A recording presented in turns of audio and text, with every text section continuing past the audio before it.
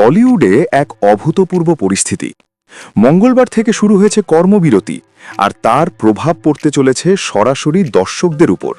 অনেকেই ভাবছেন, এবার কি প্রতিদিনের প্রিয় সিরিয়াল দেখা বন্ধ হয়ে যাবে?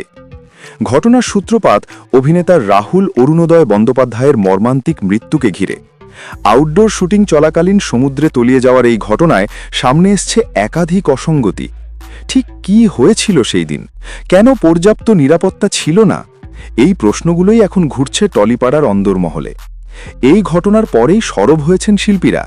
স্বরূপ বিশ্বাস, প্রসেনজিৎ চট্টোপাধ্যায়, ঋতুপর্ণা সেনগুপ্ত সহ বহু তারকা একজোট হয়ে ঘোষণা করেছেন, নিরাপত্তা নিশ্চিত না হওয়া পর্যন্ত কোনো শুটিং নয়।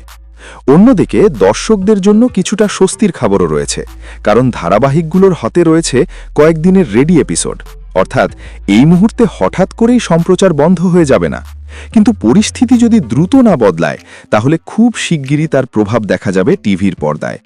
নতুন এপিসোডের বদলে পুরনো গল্প ফিরতে পারে, আর থেমে যেতে পারে চলতি ধারাবাহিকের গতি। এই মুহূর্তে টলিউড যেন এক সন্ধিক্ষণে দাঁড়িয়ে। একদিকে শিল্পীদের নিরাপত্তার দাবি, অন্যদিকে দর্শকদের প্রত্যাশা। শেষ পর্যন্ত কোন দিক ভারী হয়, সেটাই এখন দেখার।